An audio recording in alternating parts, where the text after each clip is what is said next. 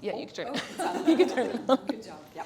Okay, hello. Hi, everyone. So I just want to say first a welcome to all of you to this SDCF panel on the art of collaboration about water for elephants. My name is Danny Barlow. I'm the director of SDC Foundation, which is the nonprofit of the Union for Stage Directors and Choreographers. So I'm thrilled you all are here with us today. And we're really thrilled to be co-hosting this event with the Museum of Broadway. So thank you all so much for being here. Before we get started, we just wanted to make sure that no one here needed ASL interpretation today. We have two wonderful ASL interpreters. So if anyone needs it, it wasn't indicated, but if anyone does, would you mind raising your hand? Great. Okay, wonderful. So we don't need our interpreters today, but I want to thank them for being here. And thank you to Hands in Motion, who always provides services when we need it. So before I introduce our wonderful panel, I just want to run down a couple of things. First, I want to take a moment to thank some of our funders of SDCF's programming. So that's the New York State Council on the Arts with the support of the Office of the Governor and the New York State Legislature, the New York City Department of Cultural Affairs in partnership with the City Council, the National Endowment for the Arts, SDC, and many other generous individuals. And so their support of our programming makes things like this possible. So a very big shout out to all of them. This is a 90-minute panel. We'll have about an hour of me asking our wonderful panelists questions, and then there will be some time for Q&A.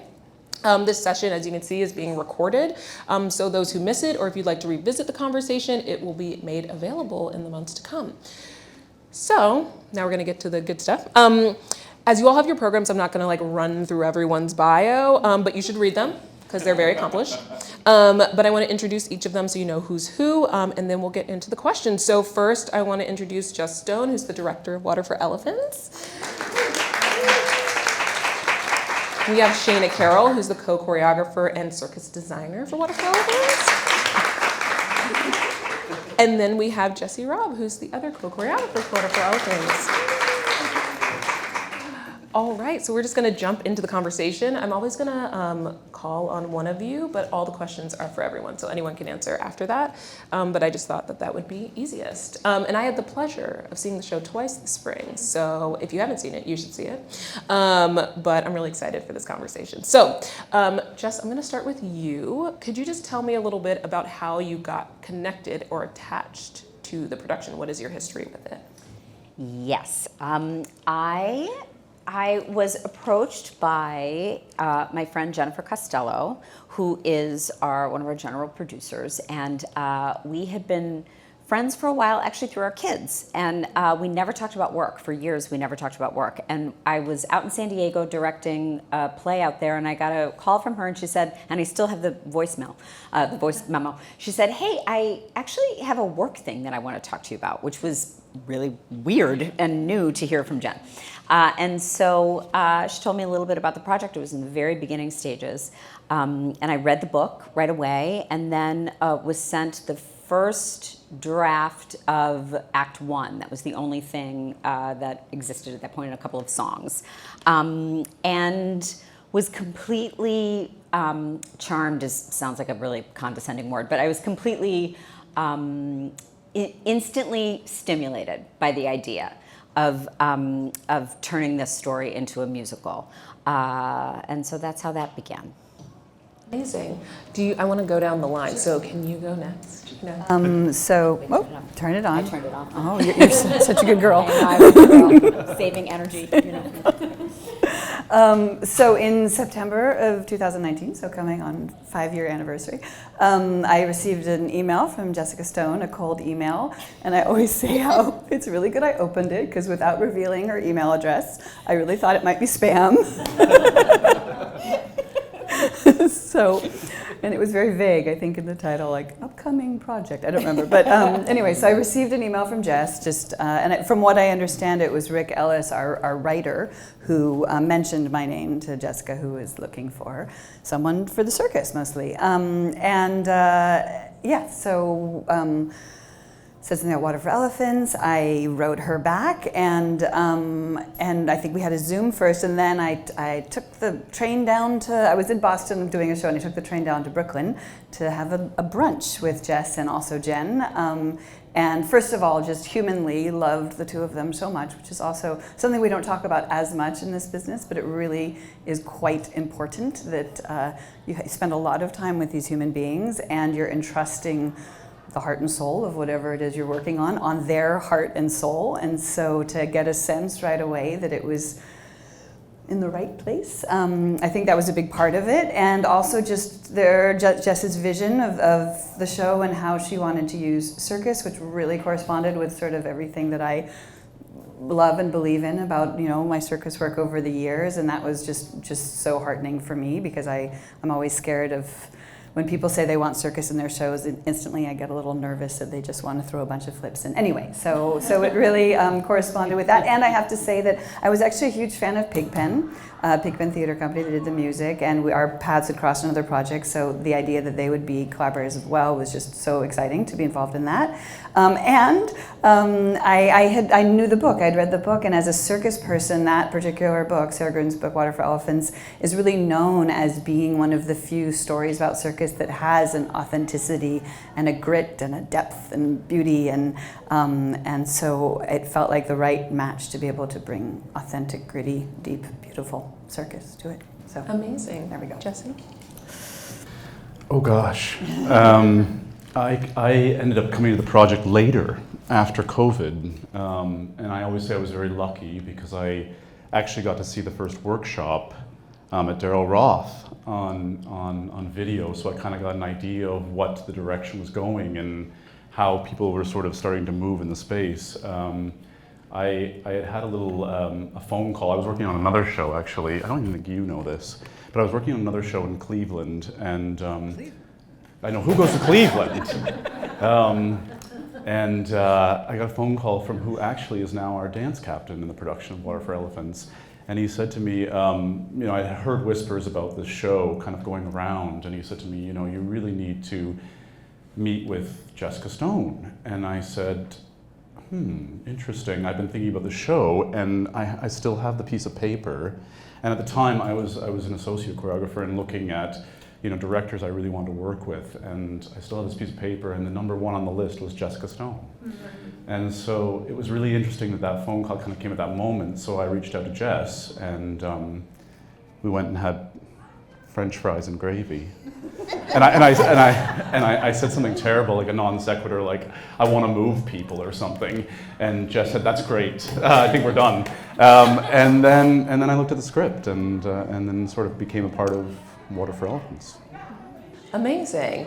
So actually, just to follow up on that a little bit, I'm curious for all of you, often you are working on things where you're working with collaborators where you actually don't get to work with them before you agree to work with them, right? Like you meet and you figure out whether you think you're going to work well together, but then you actually won't know until you're doing it in real time. So I'm curious for all of you, how do you, like, what questions do you ask, or how do you figure out whether you think you're going to work well together, both as, like, you know, humans, but also as artists? I'm curious about that. Let me start that, since it's so especially the thing with elephants there are so many collaborators that it is a kind of funny little art form. And George Wolfe once said, "Careful who you sleep with, because that's what the baby's going to look like." and it is really true in terms of who who you're choosing to tell a story with. And so I think for me with these two, it was kind of a gut check, and it was chemistry, and it also had to do with intellect, you know. And I don't mean that again in a condescending way, but we instantly, in terms of I initially thought, well, I want circus to be something that is used to express some of our protagonists' most vibrant memories. And I don't want, we said this very early on, people arbitrarily peeling off into back handsprings. Like, it has to be earned, and the language has to be, it has to be organic and germane to not only the memory, but the environment. And instantly, in our very first conversation, we talked about that, and Shana, and I can let you speak to this, but Shana was like, "This is music to my ears," and exactly the thing that I hate about people's misunderstanding around circus. And same with Jessie, when we started talking about some of the more traditional movement, what's very lucky about both of them and this particular arrangement in terms of co-choreography is they share terrain in terms of traditional choreography and circus understanding. There is some crossover. So they both very much speak the same language. But in terms of Jessie, with some of the more traditional movement, I said, I want it to feel, I don't just want a pas de bourrée. Like I want it to feel organic and weird and truthful and dirty and and I was talking about some of the weird Lindy stuff that you see in the 30s that's so muscular and airborne, and Jessie instantly understood. And the minute the first day of pre-pro, his first stab at something, I think was it Road or Speakeasy? I don't think it was. It doesn't. Yeah. But there was. It was exactly. It's like he heard it, he agreed, and it came out. And it was the same with Shana in terms of how to use circus for any given sort of emotional place. Anyway, I'll let you speak to this now, but yeah. It's funny you said gut check, because I think when you asked the question, the first thing I wanted to say was spidey sense. Yeah. Just when you, and of course sometimes your spidey sense is wrong and that's hard, but really, I mean, when yes, you're gonna make a baby together and spend a lot of time together. So there is a moment where you do, have to just, it really is like a relationship. You have to figure out whether or not this is the person that you have chemistry and can make things with. So for me, as I'd mentioned, I felt that instantly with Jess. What's interesting is Jessie was what we always say, it's an arranged marriage, because we didn't actually get, we were both hired by her, so we didn't really get that moment to gut check each other. And there was a little bit of a learning curve in it, but in fact, it was such a beautiful arranged marriage, because in the end, not only did we just bond and adore working together and adore each other, but I really feel like we would just complement each other so well. And we have a very different set of skills and we have a different eye and even taste in some ways, and yet it's so complementary and we have so much sort of respect for the other person's work. So I felt it was really a gift that I got this arranged husband. But I was lucky, because that often doesn't happen that way. But then I guess Jess, it wasn't really an accident in the sense that she also put us together. So she was the matchmaker in that case. I think both of these lovelies have said it. It's guts. I think you really, in the first conversations, and as Shana has said, I had the luxury with Jess that we got a chance to speak and talk, and immediately there's that feeling in that gut where you kind of know, you're discussing the right topics, you're discussing the right issues, and it's so easy to sometimes be in a narrative where all of a sudden it's just produce, get the steps out, get them go. And all of a sudden we were talking a lineage of why and what we were going to do, and if I was to work on the project, how and what I would bring to it. And that was a really different conversation that we were having, which was really interesting. And then of course with Shana, as Shana said, we were an arranged marriage, and there were hurdles and obstacles, light ones.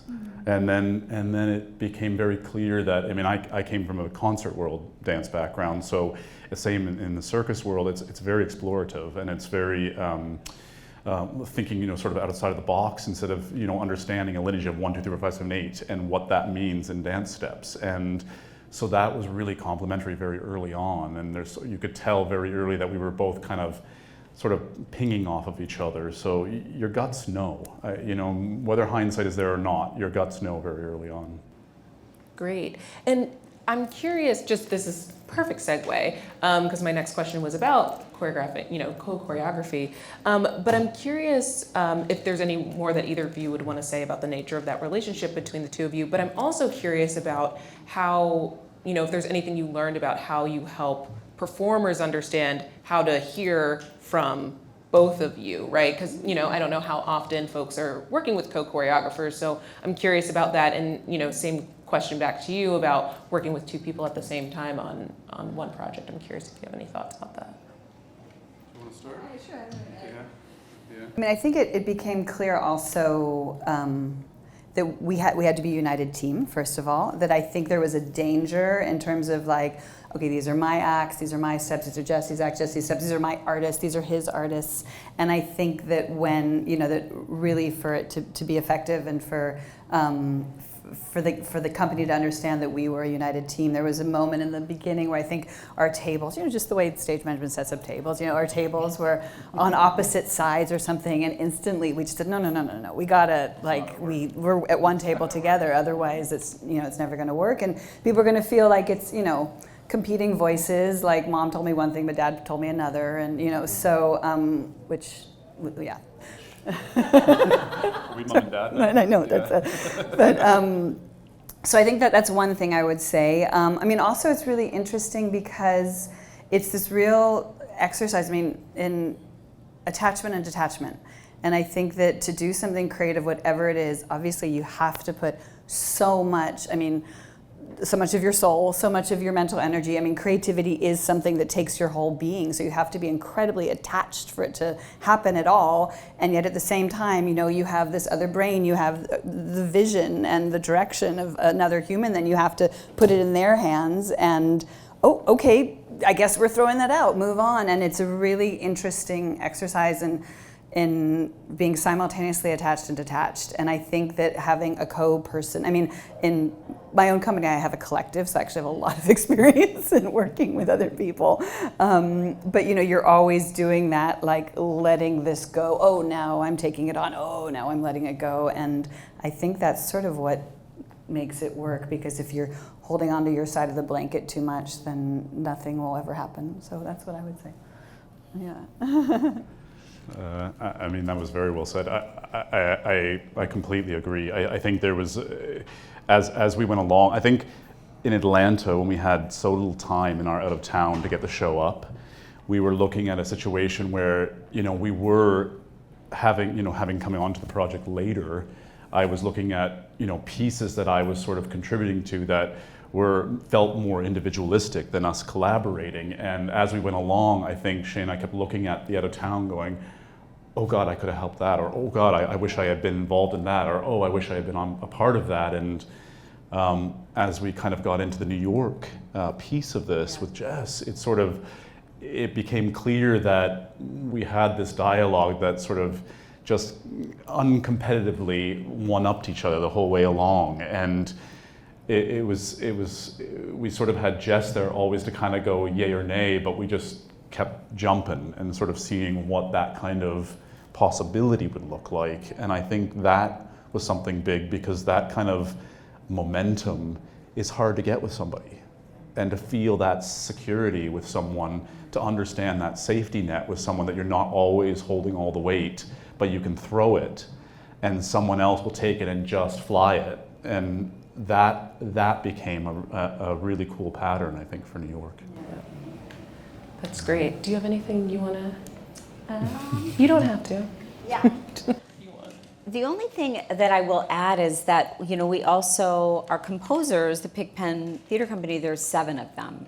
And then there's Rick, and then there's designers, and so in terms of, it was very important that it feel like one company, and it was very important that the entire team be telling the same story. It's very difficult to hang on to that when there are so many different storytellers. And so a lot of the nature of the process was we were all in each other's rooms all the time for years. So I mean, there were we were up in Montreal for some circus R&D, but Jesse was there for a couple of writers' sessions, and we were, and writers were in circus and pre-pro sessions, and it was really important that the entire team be in each other's lane so that we were telling the same story, and so that our performers were hearing the same story and hearing the same message from all of us. And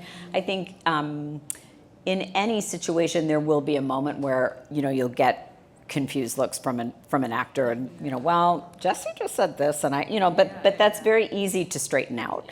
But I think it's such a big team that it was really, really important that we were all sort of in each other's lanes all the time, which I think helped that sense of like mom and dad and, you know. Yeah. That's great, because that was like literally my next question. But this is, I was like, because it's such a big production, right? How do you like, it's so fast moving too, like how do you keep everyone on the same page? So I'm curious just to follow up about kind of being in each other's rooms. Was that something that you encouraged? Was it something that just kind of happened naturally because you all are naturally like, I want to be over there, I want to be over here? Like, is it something that is like a practice of yours, or it just happened? Well, it's certainly a practice now. It was learned over the course of the process. You know, in some respects, the process, COVID informed some of that. And so we began with, it was just me and the writers. And then we had one, and Shana and I met, and we had one moment in Montreal, about 4 days, which was actually, they were seeds for so much. It's incredible. And then the pandemic hit. And so there was a lot of stuff happening in isolation. It was really hard to get different people in different rooms.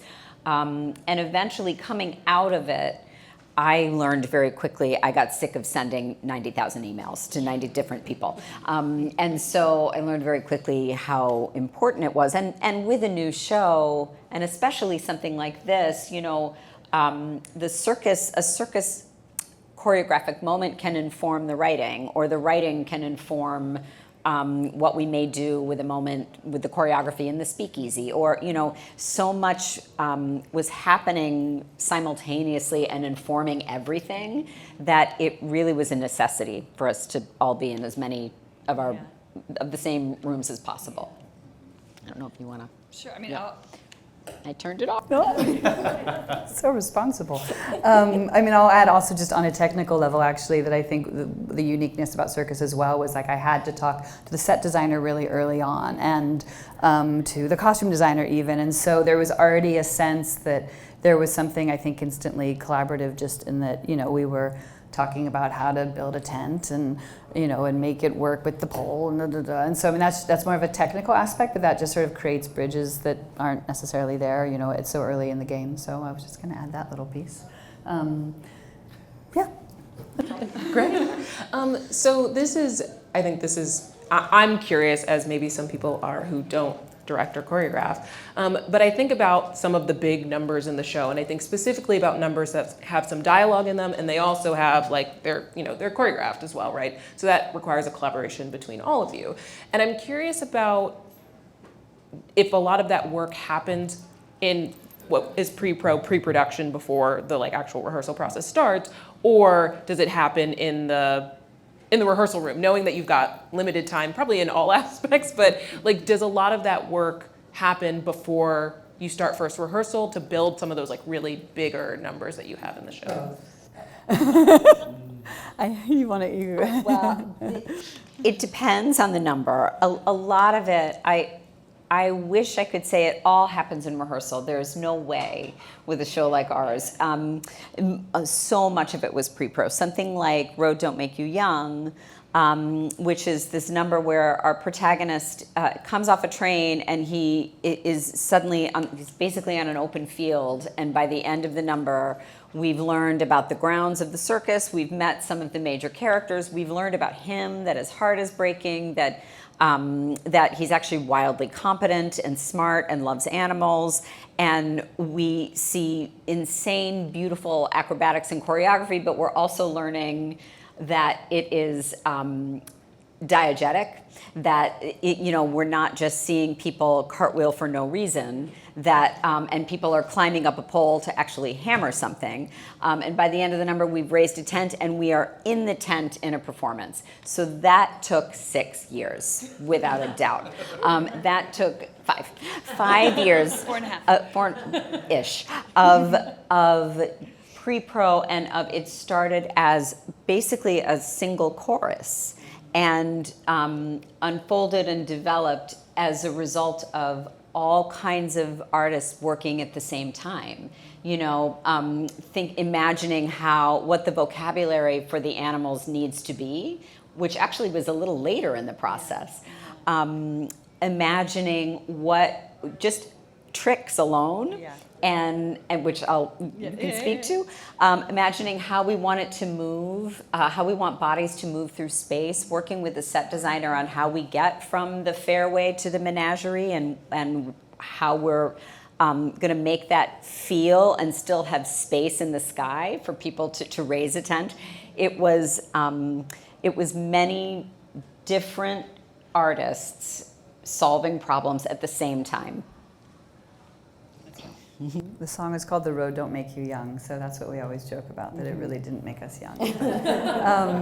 Yeah, and I mean, I think each number, it was so different for me. I mean, I think there's some, Road actually was one that, I mean, I remember when I first got the script, it's the one that I saw in the sense that, I having worked in circuses, my whole life, and being there during the setup of a tent, I dreamed about doing an act where we were setting up a tent and doing circus to do it, because having been, seen people, climb ropes to hook a thing and climb back down, or get on a too high to attach the sidewall, and I always remembered sort of seeing that as such a great potential. So that was a very one that I saw early. However, there were other pieces that were super late in the game where Jess would say, "Oh, I want such and such," and I'd be like, "Oh my God, I don't see this at all."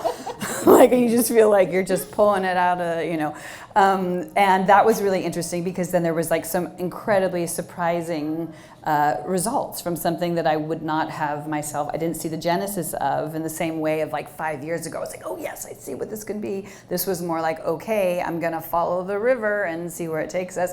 And others where it was sort of a half and half, where like the dream I really felt like I really saw, but then I got this piece of music that I thought, oh my God, I don't think this works at all. But then it informed, because of certain lyrics in the song, it informed an entire other section of the dream with the tight wire that I hadn't originally, thought would be there. And I would say in the case of both like Lion and Zostan, Jesse really sort of kind of designed the piece, the production numbers, and found the structure and the language and the choreography in a way that I wouldn't have dreamed of. And I got to go like, oh yeah, and can we do this here and add this, and sort of be able to use acrobatics and as a dance language within more of something that was his vision. So I kind of feel like there was really, on the spectrum of how much of it was preconceived and prepared and spontaneous in the room, it's happening. I feel like we kind of experienced it all. So, yeah. And then there's easy, which was very easy, as we like to say.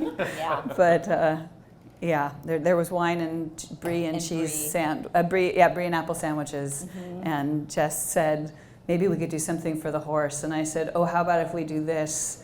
And then the next day, we put an artist on an aerial thing, and we cried, and we were like, okay, it's done. I mean, more or less. Yeah. Yeah.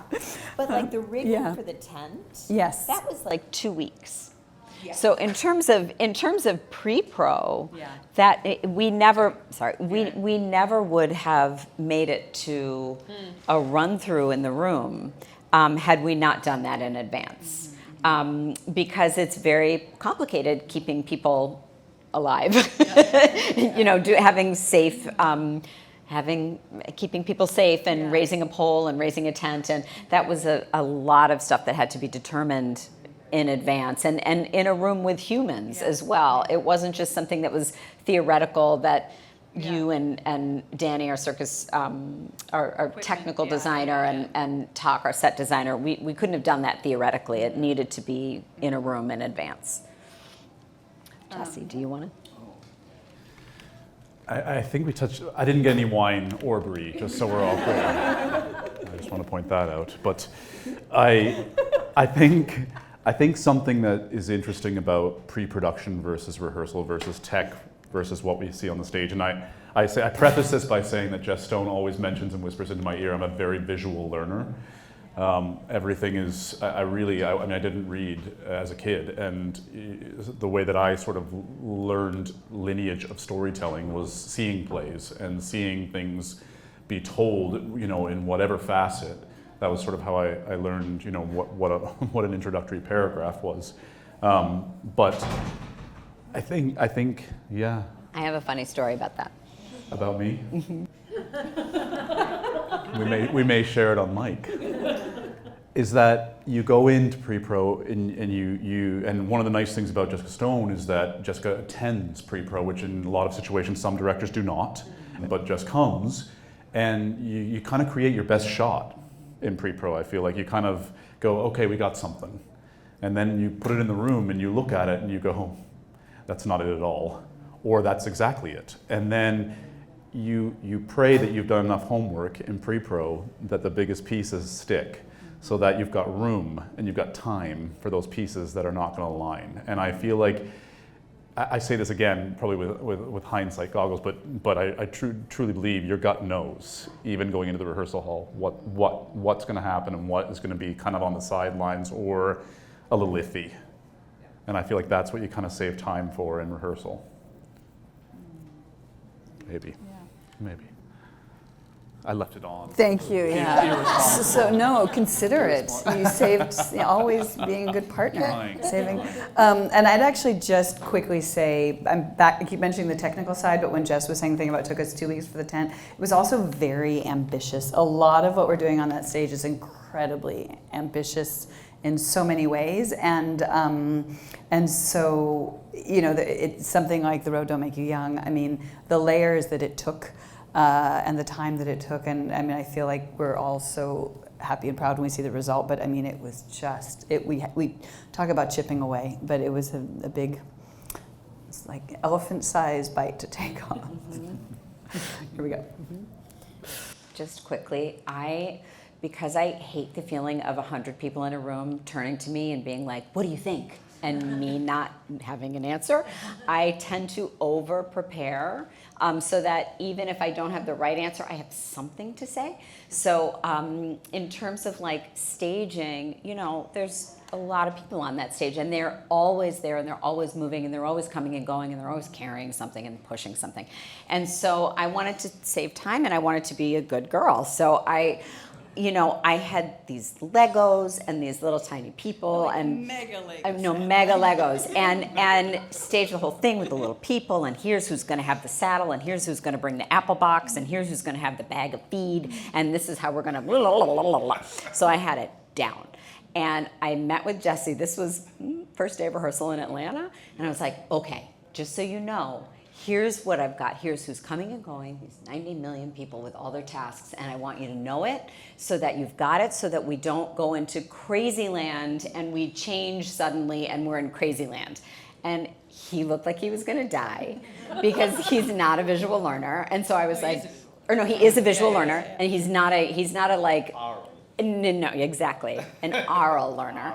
And so I'm spewing names and numbers and wings and props at him, and I thought, and his leg is just like going, and he's like hot-necked, and he's just like hanging on for dear life. And so I downloaded all that information, and he was in hell. And we got there, and we got to like, everybody's getting off the train, and now they've got their tasks, and we're gonna move the train and go to the circus grounds.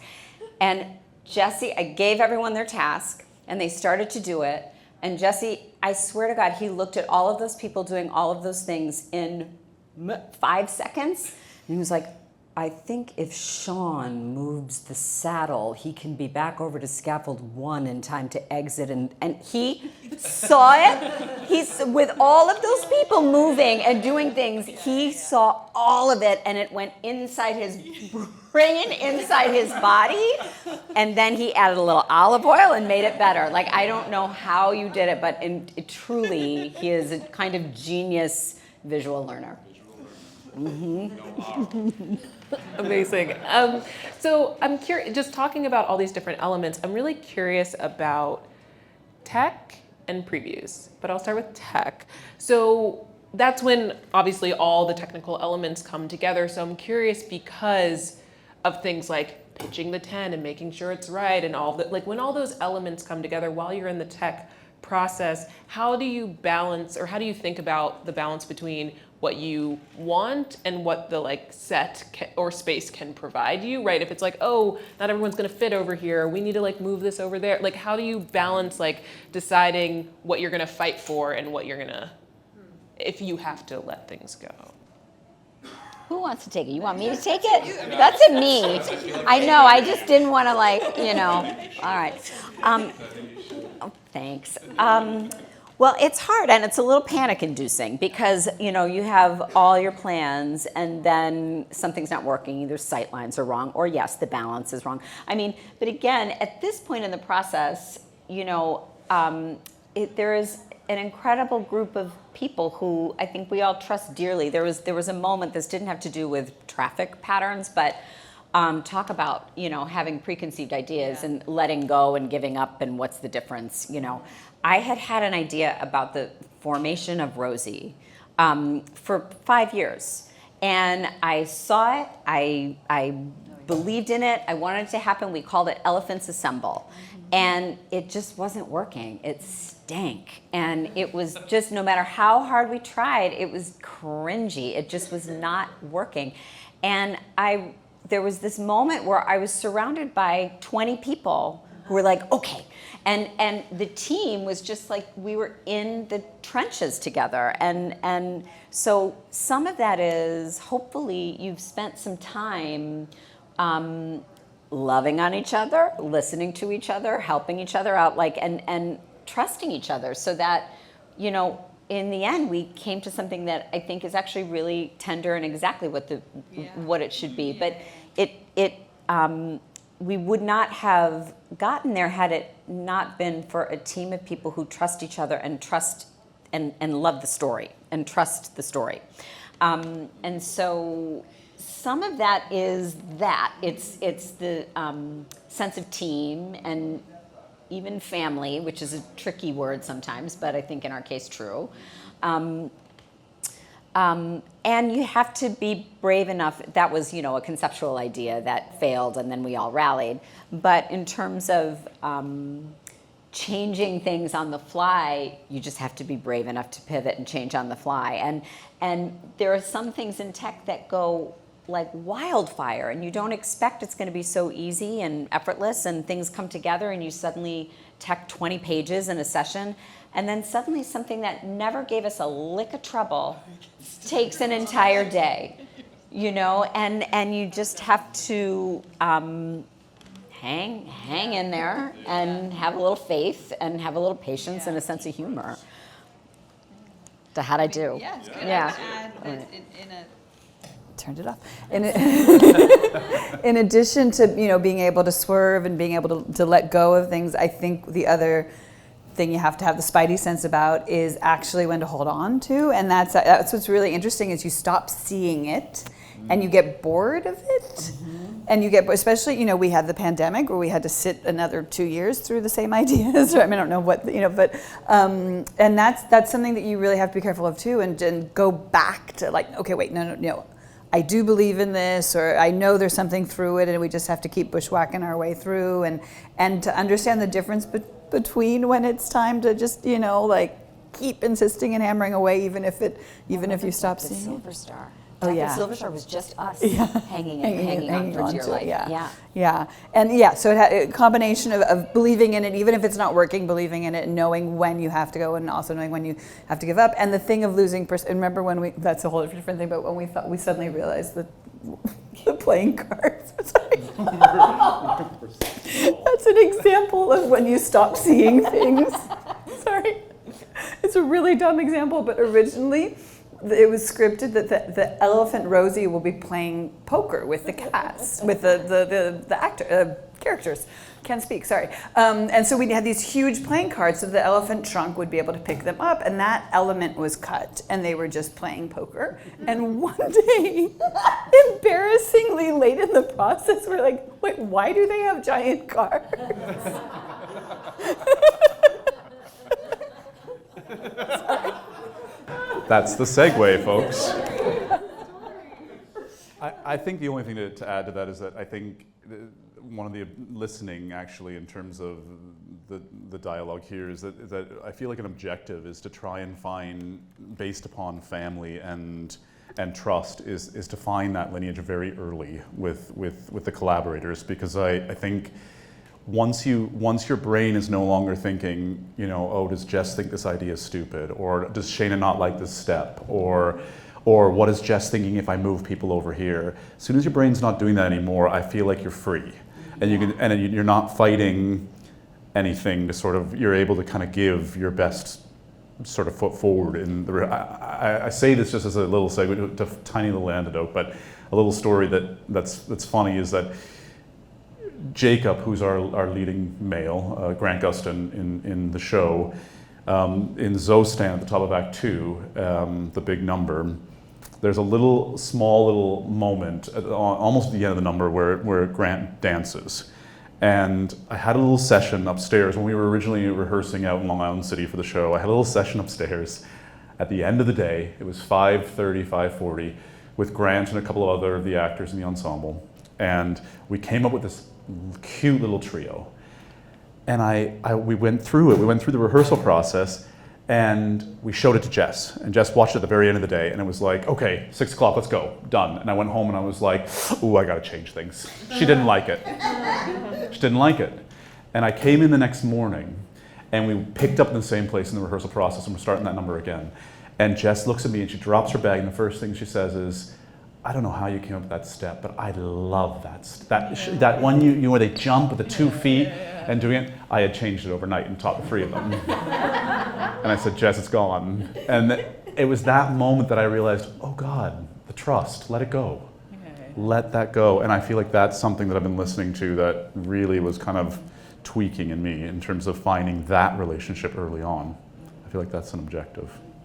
And knowing how to read each other. And knowing how to read each other and when. and when to step in. Yeah.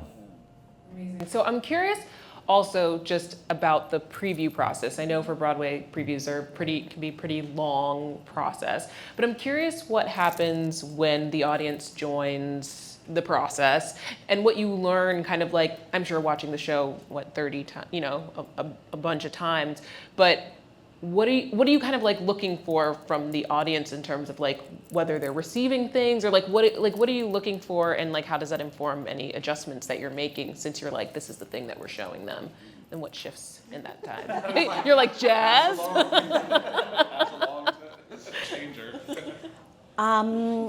Well, you're definitely looking for the moments that the audience is sort of sitting back and coughing and getting restless. You're definitely noting those moments. I will say, once you're in previews, for myself, I had a fairly long list of things that I already knew. I'm like, okay, we're too long here. Like I'm feeling it. If I'm getting restless, or this information is repeat information, or we're missing an opportunity for beep, beep, beep, beep in this moment. The work list is there already. And one thing that I actually found sort of frustrating in the first week or so of previews, and it's my own fault for reading some stuff. You go fishing and you're gonna get a boot. So so I like reading some of that stuff, and people are like, oh my God, it's so long. I'm like, I know, we're cutting, and literally within 4 days, we cut 25 minutes because we knew where the cuts were. There's only so much time. And so some of the thing that's harrowing about previews is you know better than anybody, even an audience, what, hopefully, what the work list is and what needs to be done. It is informative. Sometimes it's lovely to be surprised by the stuff that the audience is delighted by. Because you get so used to something. Easy is actually a perfect example. We were such old crusty broads about Easy because it was one of the first things we discovered over Brie that 5 years later, I actually wasn't expecting people to be as moved as they were because I was so callous to it. There was a time in rehearsal where Jess and I are noting it, and we turn around and everyone's bawling, and we're like, he's late on the thing. It was really. So I think so that is the sort of harrowing part about previews, because you feel like we know it better than anybody, and we know the work that not only needs to be done, but that we want to do, and that we know needs to be done in honor of this thing that we love. And so sometimes this sort of dismissive callousness that people express around a project when it's a preview period can be a little, I'm not even going to say rough, just irritating, you know. Sometimes soul crushing. And sometimes soul crushing, although I like to not give it that much power.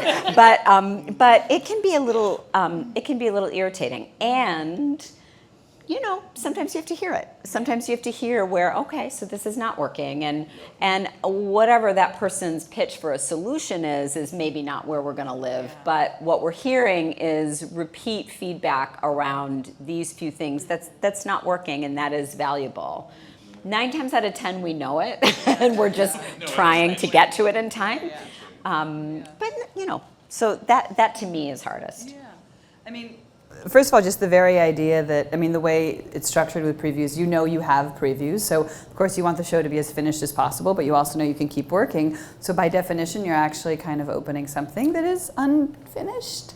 And that's, I mean, imagine it's like you're turning in your test before you got to, like, finish that last paragraph. And so just as a structure, it's really, you know, especially if you're a perfectionist, every time, you know, when you know what the work list is and you haven't gotten to it and it has to go in front of an audience, you just want to go, oh no, we need to change it. And so that's just hard. But I would say the thing that was most informative for me was seeing what people understood and what they didn't understand story-wise. And that was always surprising. There were certain things that there'd be a reaction like, this comprehension reaction that you thought, oh wow, they really got this and followed this moment, and other things that you're like, wait, why didn't they get that? And that were really surprising. I think the most interesting thing for me was actually what happened in Atlanta in our out-of-town performances. Was originally our ensemble was our ensemble, and so sometimes they're Rouse, sometimes they're in a speakeasy, and they're patrons, like in many, many shows on Broadway.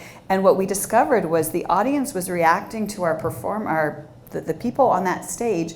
They were connecting with them so much as members of the circus troupe and seeing them as individuals, and they were so remarkable in terms of their, you know, their look and their presence that they were characters in the circus. They weren't just, okay, now they're going to be in the speakeasy. So we actually had to restage pieces because one of the comments we got was, why did the whole circus go to the speakeasy?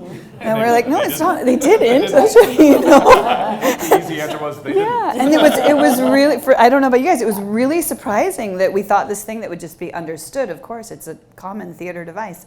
So that was really interesting for me. And then I would also just say, just from the circus perspective, I mean, that happens as well, always with tricks. There's a trick that we know is really easy and people, you know, scream, and that is really difficult and they don't appreciate. So there's, you know, always information there.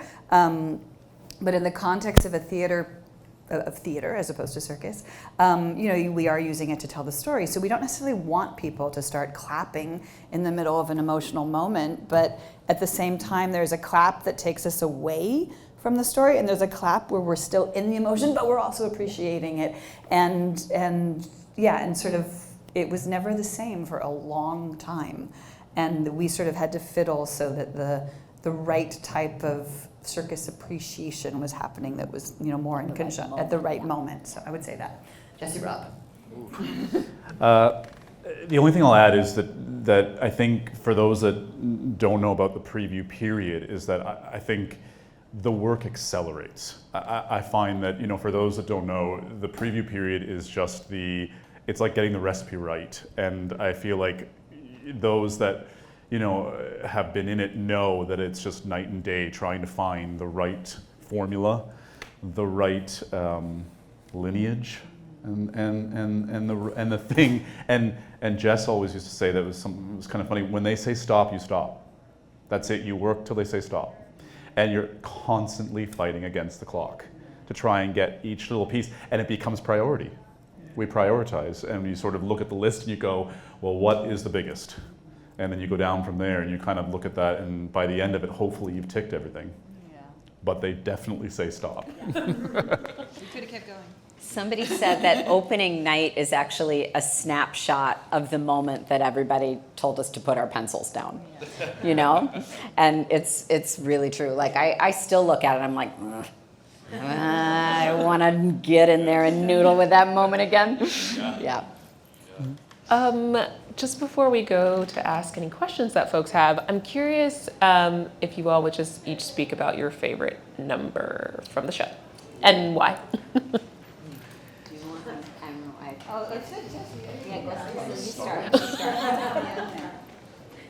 Well, I think I spent a lot of time in talks with Shana, and one of the things we kept saying was that it shifts a lot, at least as time goes. It shifts quite a bit. I think there's moments in your life, at least over the last 6 months, where you really find yourself gravitating to a certain number for a certain reason, and that evolves. And I will certainly say that, and I know you've heard this before, is that, and I don't say it surprisingly, but it just is interesting to me that with all of the numbers and how they've sort of shape-shifted and come, more attractive to me or less at times, the Stampede is something that's really stayed as, I know, it's interesting. Really? Yeah, I've said that before. It still kind of sticks with me a little bit, that it's where it sits in the show, it's where you are emotionally at that point in the show, and it's one that we noodled with for a long time, the three of us, and it's funny, the Stampede existed back in, am I allowed to say this? There was no animals in it. There were very few. In Atlanta. Oh, yeah, no, that's true. Yeah. You're allowed to say I said it. But I think where it sits and how the storytelling is very unique, I think, in terms of what you see out there in our community, it still kind of continuously stays at the top. I always want to give a more original answer, but I think honestly it is Road, just because it's so much the essence of the show. And first of all, it's like 10 numbers inside one, so it's kind of cheating. But just because it was so hard. I mean, the combination of, like I said, for me, there's some grain in it of something that I've always wanted to see anyway, just in terms of putting up a circus tent and being, so it's really so true to my circus blood. And that we did so many layers, and it's so many elements simultaneous that are both, conflating at the same time into one, and separate and standing out in their own ways, whether it's, the harmony in that moment where we're only listening to that, or suddenly we're, just watching all the crazy tricks, or anyway. So I really do think it's that, because I think it's just the essence of the show in so many ways, but also I simultaneously don't want to say Road because it's the thing we worked on the most, so it's also the thing I'm most bored of in a different way. Because I think it's literally the thing that I stared at the most in this show. So sometimes it's my least favorite for that reason, but I think ultimately it's my favorite. I do want to give a shout out to, because we've also talked about this, the moment at the end of Dream when Jacob is on the trapeze, and there's something that, again, the whole company comes out and is singing Go Home, and it's, the show plays with, and in terms of its circus language, also plays with this notion of both the danger and the stakes and the risk that the story is about and the circus can represent, and the community that circus can represent, and pure like acrobatic language in its very mechanical way. And for me, it's both things simultaneous. Sorry, this keeps popping. To see the danger and risk of him, in this moment when he's contemplating murder and, going high on a trapeze and singing his heart out, and the whole company singing at him, and something really gels for me. And of course the climax, the story point climax. So it feels like everything has kind of moved to a head in the same spot. So it's always a little shiver up the spine moment. I think I have to say Road. I don't have to say it, I want to say Road. One of the privileges of being a director is you are in every single room. And so I look at Road and I see, 6 years of conversations and collaborations and with everybody, with Jesse and Shana, with David McGauley, our projectionist, with Talk, our set designer. I mean, that truly was years and years of conversation with Talk, and our costume designer, and our lighting designer, and our just everybody, and our company who they're so spirited, and they're so hilarious, and they're so irreverent, and they're so strong, and they show off for each other first. before they show off for the audience, which I love. And so I look at Road and I just see everybody's fingerprints all over it, and I'm moved every single time because, for selfish reasons, because the process of it has been such a thrill and an honor. I think the runner-up for me is Anywhere, actually, because it's just one of my favorite songs in the show, and to me, I just get really excited and proud when, you know, I wanted us to be in a modern day circus with stuff kind of lying around, and then before we know it, that stuff is like making a train, and we're looking at the entire company that are, and being, you know, a kid who loved theater and then an actor for many years and an actor who toured. You know, the life on the road with the circus is very much life on the road as an actor. And so I just see that entire company on the road singing their hearts out, and it moves me every time. So I think that's probably a runner-up. Amazing. And anytime Sarah Gettelfinger's on stage, by the way. Anytime Sarah Gettelfinger she gets you where it counts. Yeah. Amazing. Okay, so we're gonna take a couple of questions. If anyone has a question, you're welcome to raise your hand if you do.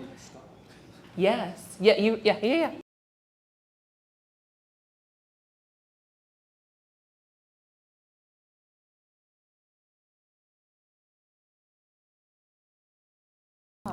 It's a real danger. I mean, yeah. I sort of have an answer. I mean, again, because I'm in a collective with 7 people.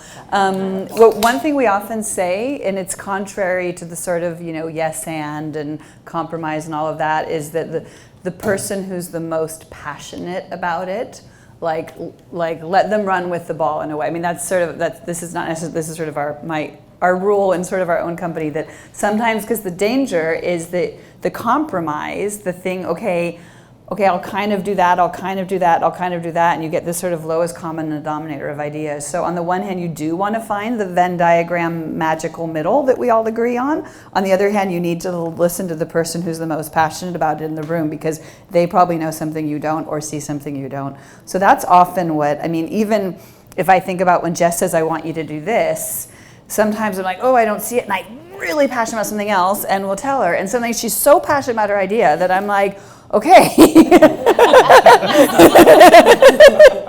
So, and that's, I mean, I think that's also ultimately, and I think everyone in this process, this was the case, when everyone cares more about the show and the people on stage, and then no matter what, that's your compass.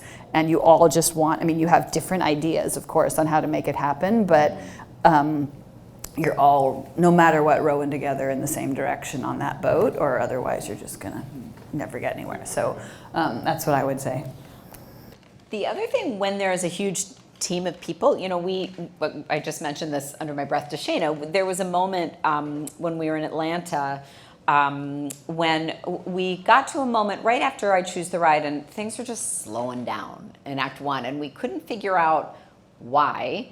And people started gunning for the Silver Star death. I don't know if you've seen it or if you know, but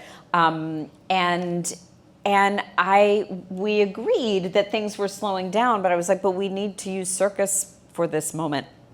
It's deeply important. And many of our collaborators, our writers, were thinking, you know, we don't need this, and I can't remember if even maybe one of our producers was thinking, if Peter was thinking it might be time to cut this. And honestly, it was a moment of 2 storytellers having equal amounts of passion. I was just, everything in my body was saying, don't cut this. And Shane was like, we can't cut this. And so, because it was at least 2 people who believed strongly and passionately in the idea, we're like, let's hang on to the idea and see what we can do to mitigate the stage wait and the time that it's taking that's getting people to tune out.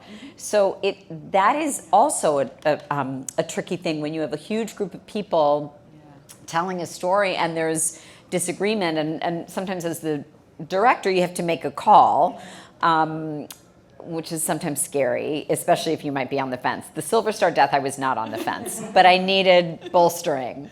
And so I think that's actually a really interesting way to put it, is who's the most passionate. You do have alliance. And if you've basically created that trust and loyalty very early on, as Jess was just describing, in that moment of two, you have someone to shoulder and you have someone to look at it with another set of eyes. And when you've got a collective kind of, talking in circles about different ideas, you have someone that you kind of go, but this is it and I know you see it. And that twosome really does give you a difference. It really does give you some weight in the conversation, and not only in the conversation, but in terms of your own trust and your own belief in what you've created or done. And I think that triangulated amongst the three of us quite a bit. We found twos, we found threes, sometimes we found ones.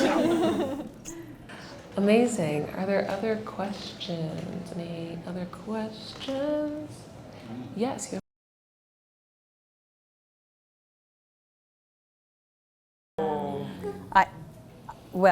I think my favorite is actually when it's the actor Caroline or whoever's playing her with the trunk. Partly just because I love the abstraction of it. I love seeing her reactions and just seeing the trunk, and I love that we don't think we're going to see more for a while, and it's so clever. But of course, when she comes out, I mean, that's a great moment to hear all that you. Same. That's. I think Caroline is such an amazing dancer and actor, and Caroline with the trunk, I think, is probably my favorite. How about you, Jesse? Mm-hmm. I think that makes three of us. I was, interesting enough, in the audition process, Jess and I were together. Shane was in Montreal at the time, but Caroline came in and, of course, kind of went through the paces of sort of all of the dance work and the vocalizing. And after we had seen, sort of what Caroline did, Jess sort of looked at me and sort of said, what about an elephant improvisation? And that's the face I made. But Caroline came back. This is doing well. Yeah, okay. Caroline came back. Caroline.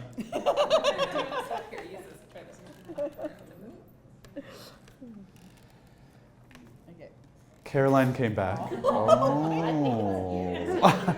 Now we're back to one.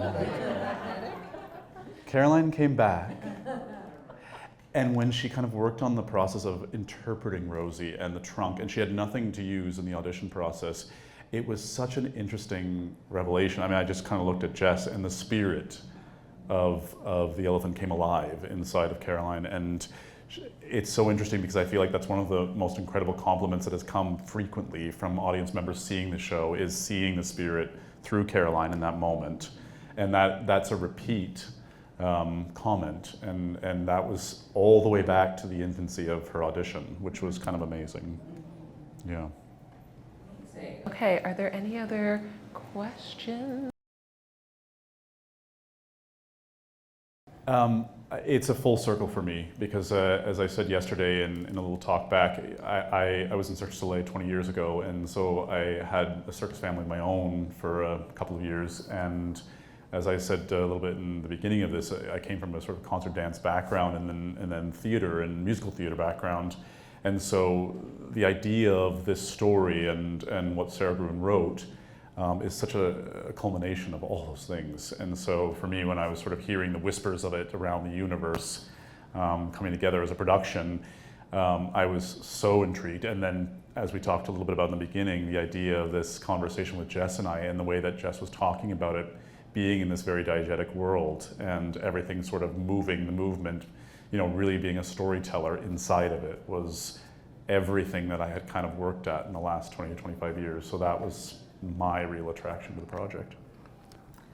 Well, sort of as I said in the beginning, that I knew if I was going to be involved using circus in a Broadway show, that I didn't want it to be let me put it this way, that I wanted it to be in a way where I could use it richly for its sort of metaphorical potential and storytelling potential and emotion and all of those things. So not only the fact, Jess's vision, the fact that that's what she saw as well, but I think what really spoke to me was, I feel like they've all heard this a bunch of times, but because, Jacob Jankowski, the main character, he spent these,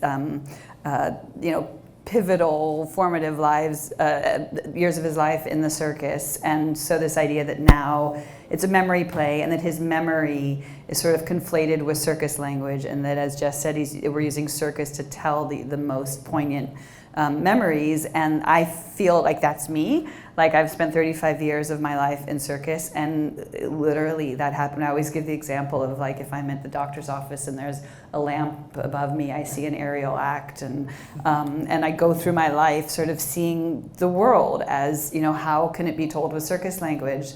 And my memories are conflated with circus. So I felt there was really that sense of the sort of aha moment of feeling like it was the right project for me in terms of my own kind of personal connection to the content, and also just the potential that meant, because it was a memory play, because we could use it for metaphorical storytelling reasons, that was definitely, like, it felt like the culmination of my work, really, that I've been doing for so long, and it felt like I didn't want anyone to do it but me.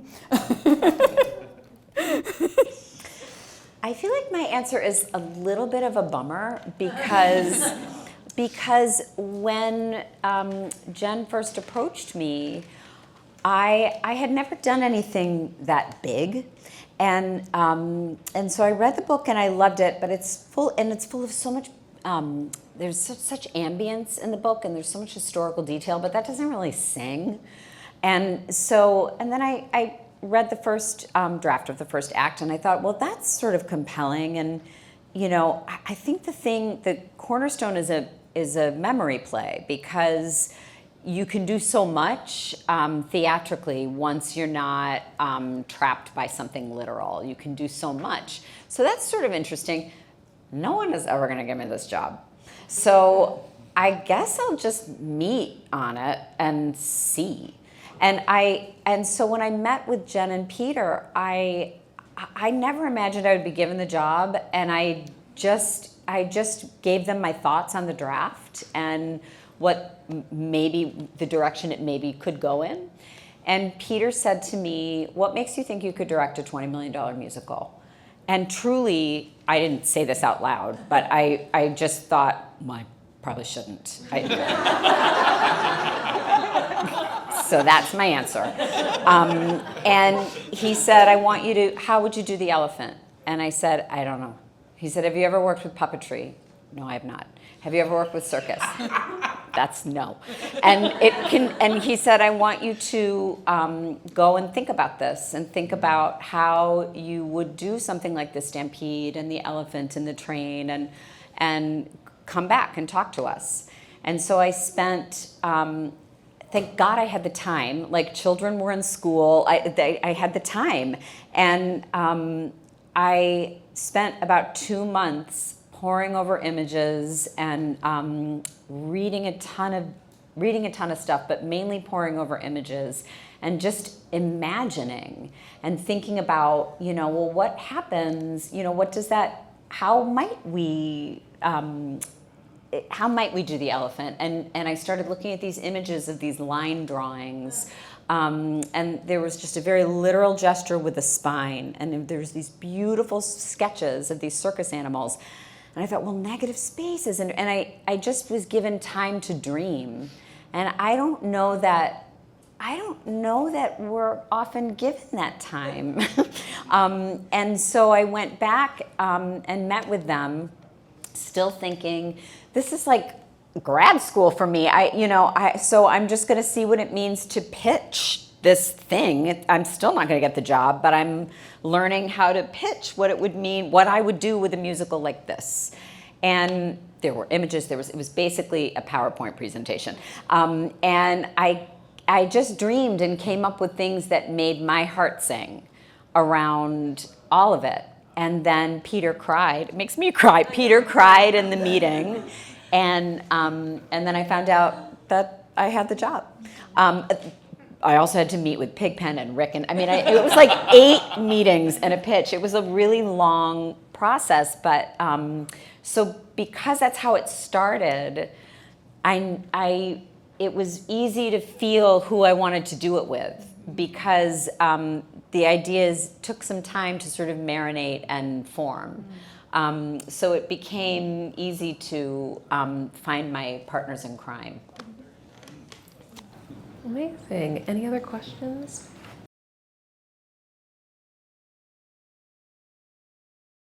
I mean, just quickly on the circus side of it, we did do a bit of a tutoring process, and I mean, literally for vocabulary words. Now everyone knows what a bonking is, and what, I mean, it's and this. I mean, there's a bit of a whole little demonstration I would always give about how to work on stage with acrobatics, because it's quite different.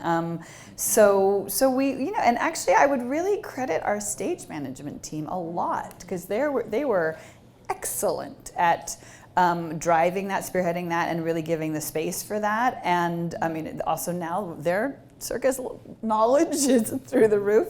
I want to quickly say that Tim is someone I worked, our PSM, someone I worked with on a previous project where there was circus as well. So there was a little bit of a head start that he actually had some knowledge. So I was very grateful to that.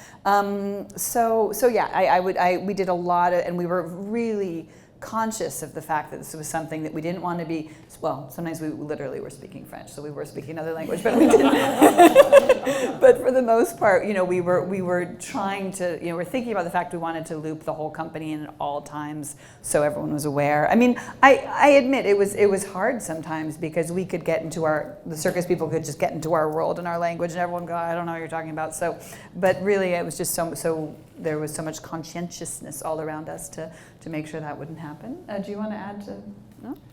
I think just in terms of physical language, I think that one of the things that became very evident, and we were we take for granted a lot that the physical language is very international, that everybody learns the same physical language and it's a visual, so we had this advantage in terms of that aspect, and we also had the advantage of that we were in a very animalistic physicality for a lot of the show. There was a lot of animal intention behind a lot of the physicality inside of the circus. So it was really interesting to sort of watch the ensemble and the actors learn from each other as to how the body moved in those specific ways. And Shay and I were very lucky, as Jess had pointed out at the beginning, that we had a similar language from circus and dance that we both spoke.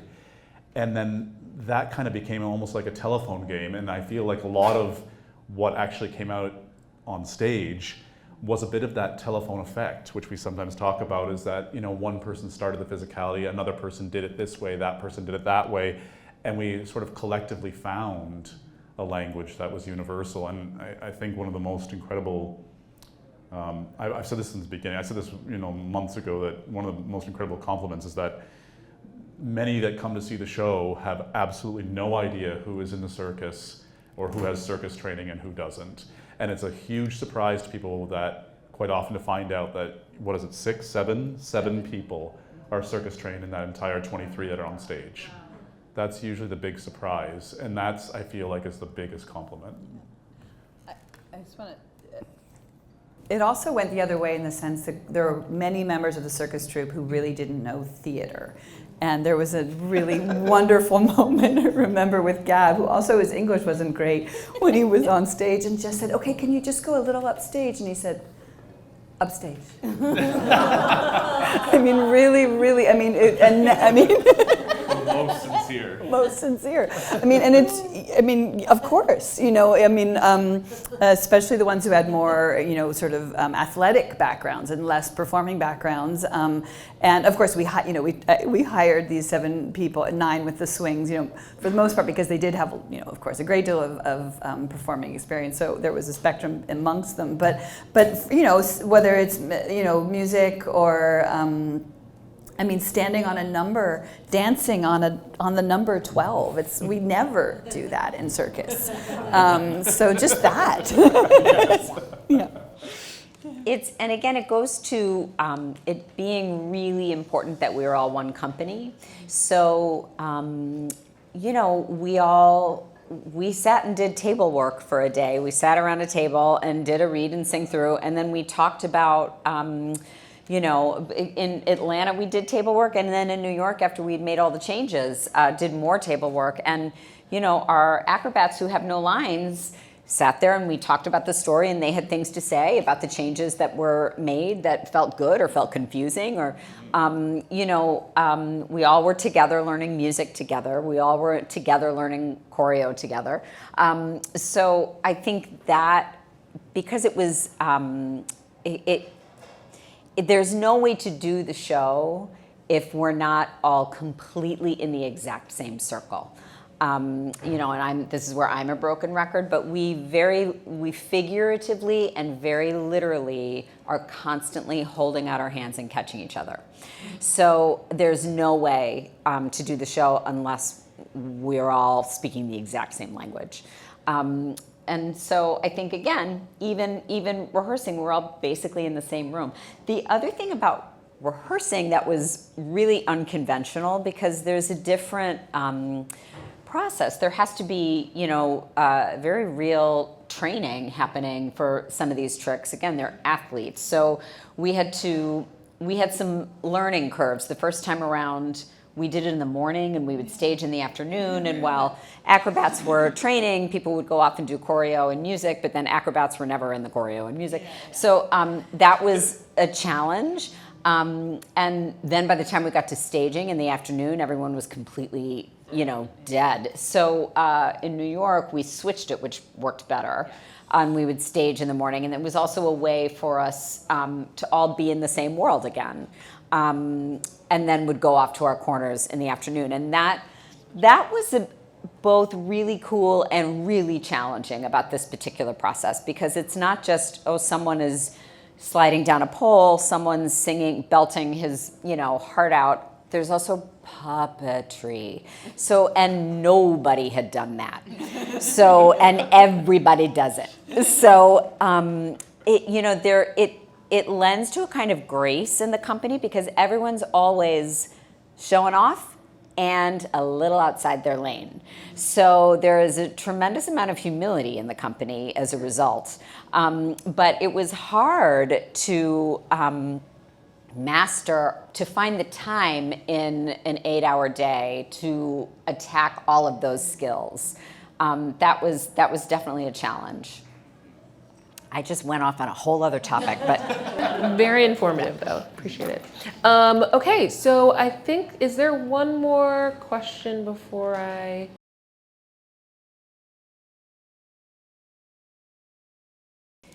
there's no one answer, and it does depend on your collaborators, and it depends on the thing. There are certain moments in the storytelling that there's just a gut check, and I know it won't leave me alone, and so I'll dig in my heels, and that's but typically that's not a comfortable position for me, and so I think I just personally work in a way that I need backup and consensus, but I think it really depends on the moment. I think it's hard to talk about yourself and your own process. You guys might have a different idea, but I think I tend to be, it's like most passionate voice wins. And there were times, I don't know if this is a good thing or a bad thing. There was one idea in particular that Jesse and Shana had for the end of Lion. And the minute I saw it, I was like, I don't think I like that. I think it doesn't feel right to me in terms of story, it doesn't feel right to me in terms of character, and practically speaking, it's going to be really complicated to do that 8 times a week and to cover it, and it doesn't feel right. But I trust them so much, and I adore them so much, and I know that they see things that I don't see, that we went for a while with it. And I watched this actor train it, and we kept trying, and we went with it for a while. And finally, it was actually stage management that was like, I think we need to pull the plug on this. This is not going to be something that's going to be sustainable. And I still to this day, I'm like, I don't know what the right decision was. I don't know. My first response was, I don't think that's right. And so in that moment, should I have just said, no, guys? Or is it better to say, let me listen to my collaborators and spend some time with it for a minute and see, I don't know. And I think it depends. I think it depends on the collaborators. I think it depends on the moment in question and how, are you really messing with time here that could be better spent on something else, and so I have to protect other things. I think it depends on the moment and how much trust there is with the people that you're working with. Anyway, so terrible answer to a question because there's no answer except to, I think, keep checking in with your gut and your stomach lining. And if your stomach lining continues to be sour, you have to speak up. And super important to remain humble and keep your eyes and ears open and listen to what your collaborators are telling you. Because especially in this particular seat, you're looking at so many things that there's stuff that can be missed, and I start to prioritize something that is worthy of prioritizing, but it means I've taken my eye off something else. And so, it's really important to listen to what somebody else is contributing. I mean, I would add just witnessing it. I think that, in order to get anywhere, anything out of your collaborators, you have to let them run with the ball a bit, and sort of let them kind of, blossom in their idea, and then rein it in. So I just feel like, Jess was always doing this little dance of like, let it go, rein it in, and that's like. So, and I feel like it got to a point where we could read it when, ooh, she's reining us in now,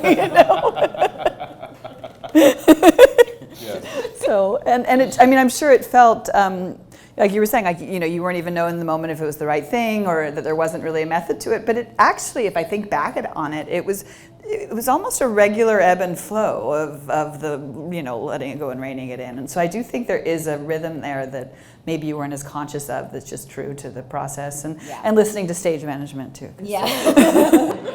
Very important. No, I think so much was said. Yeah, okay, so I just have one more question and then we're gonna call it a day. And this is like a perfect segue into it, but do you have one piece of advice that you would give to people as they go into their collaborative processes that you think would be helpful to share, just as we close out? Well, I'll start because it's quick and it's redundant. It's pick the people that you want to be in a foxhole with. Pick the people that you, with pleasure, have their back, and that they have yours. I already said the thing about the passionate voice, so it's still on. I think that when you do, there's a vulnerability to doing any kind of creative work. So as you're collaborating in creative work, I find if you treat people, say the way you would your children, I don't mean your children in the sense we're all children, but understanding that there's that sense that you have to nurture your collaborators and co-creators and maybe I say that because I'm a mom and so it's when I can get into that mode, but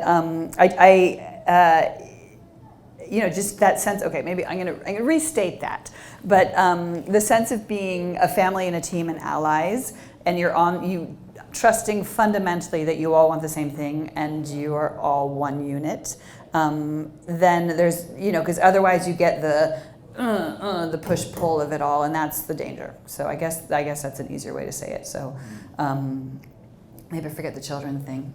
That's my own little trick. Remembering the large picture, and I think this is touching on what Jess and Shana were just talking about in the conversation prior, is that as Jess was saying and talking about moments in terms of trusting collaborators and how that ebbs and flows, as Shana was mentioning, is that it's not right or wrong. I think if you can forgive yourself and tell yourself that it's not a right answer or a wrong answer, and that you're not necessarily coming to the table with something that is wrong, but it's just different, and being able to trust that you've got that loyalty and that family feel amongst the collaborators, you can risk and you can say something and you can passionately back it for as long as it takes till the PSM says no. You can keep pushing it, knowing that it's not right or wrong in your own head. It's something you just can see in a certain way. And I feel like that's a big one in collaboration, is that eventually someone's going to say, well, let's do it this way and let's go ahead. And if you've got the trust and you've got the loyalty there, it's easy to go, great, moving forward. I think I Back know to what the I family. mean. Back to the family. Back I to the think kids. that's a better way of saying it. I think ultimately, to do good work and to be creative, you have to feel safe. I'm starting to understand what I mean. And to know, to let the people that you work with ultimately know that you have their back, and to really try and believe they have yours, and then you're going to be in a safe place where everyone can be creative. And actually, most importantly, sorry, this is actually the thing I really feel, play. I think John Cleese said that true creativity is indistinguishable from play. And I know for me, I do my best work when I really feel like when I was in 4th grade and at a sleepover, I wanted to make up a dance because that was fun. And we would stay up all night making up a dance. It wasn't our job. No one was paying us. And when you're in that mode, and also I think they did studies about how the synapses in your brain go 5 times faster when it's in the mode of play. So whenever you can, to return to that same enthusiasm of like we are at a sleepover and we're jamming together, and I do think the best work happens then. So yes, okay. Amazing. That is our panel. Thank you all so much for coming. Thank you to our 3 panelists. Thank you all so much. And I hope you have a wonderful evening. Thanks, everyone.